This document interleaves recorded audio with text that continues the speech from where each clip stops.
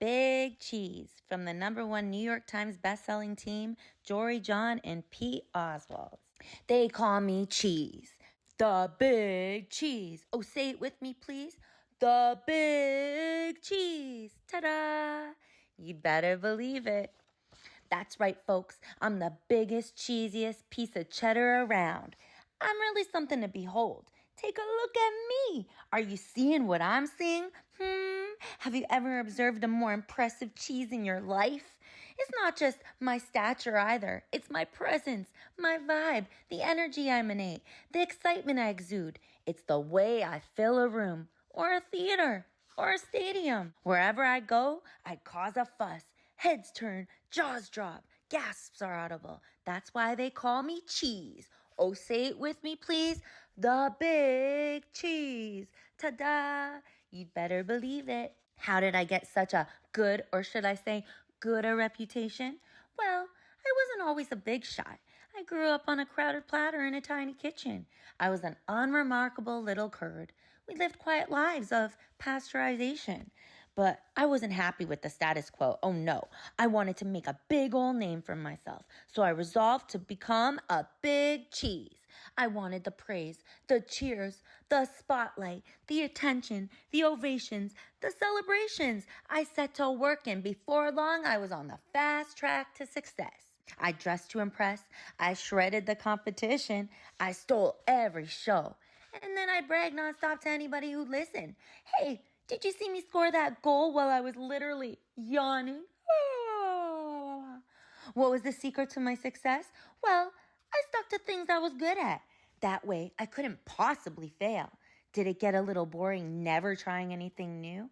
I suppose, but it didn't matter as long as everyone agreed that I was, oh, say it with me, please, the big cheese. Ta-da! But then, one fateful day, I met Wedge.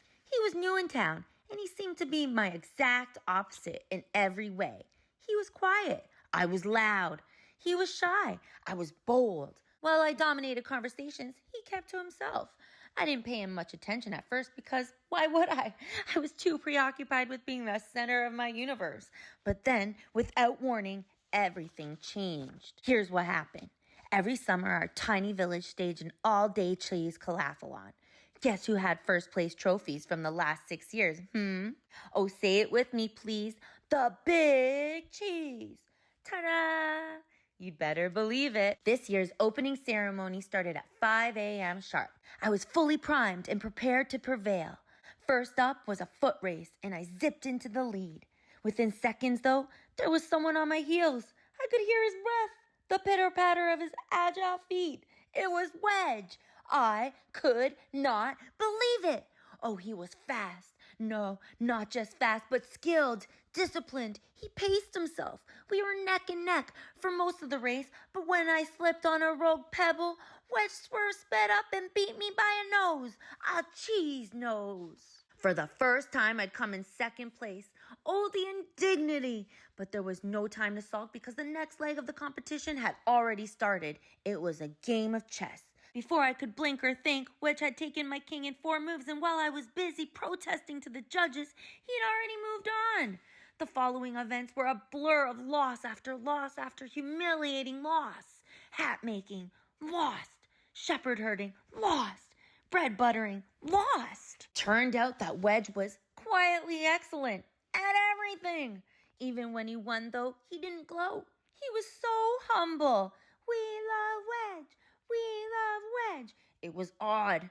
It was disconcerting. It was absolutely baffling. Finally, I watched in dismay as Wedge trounced me one last time, and the day came to a bitter end. Bird calling. Lost. Well, bitter for me at least. I went through every possible emotion. Rah, no, boo, wah, until I finally exhausted myself. And as I lay in the muck, I heard a thunderous voice making the dreaded announcement. First place goes to newcomer Wedgeman. The crowd roared its approval. Woo! Wedge! What had just happened? It was honestly hard to fathom. I closed my eyes. Suddenly, inexplicably, I felt a sense of calm come over me. I listened to my breathing, to the steady beating of my heart. Yes, I had lost again and again and again, but after all that, I actually felt okay. Relieved even. I suddenly knew that my world wasn't going to crumble. I picked myself up, I dusted myself off, and I headed home. Before too long, I spotted Wedge. He wasn't busy celebrating or bragging. He was just watching the stream go by. He looked content. We chatted for a bit. It turned out that Wedge had a fascinating life story. I found myself getting caught up in a great conversation. A conversation that wasn't all about me. That day, I realized something. Maybe it didn't matter if I wasn't the best at everything. In fact, perhaps it was healthy for me to lose for once. And sure, my ego was bruised in the short term, but over time I gained some perspective on what's really important. Losing taught me about empathy and humility. Go team! It showed me that I'd become so focused on winning that I was missing out on the joy of participating. And it helped me see that I can live with defeat, even if I get a bit angry or frustrated at first. These days, I'm trying not to worry about whether I win or lose. I don't have to impress everyone all the time. I let others have the spotlight. And I've taken up some new hobbies just for me. Whoop.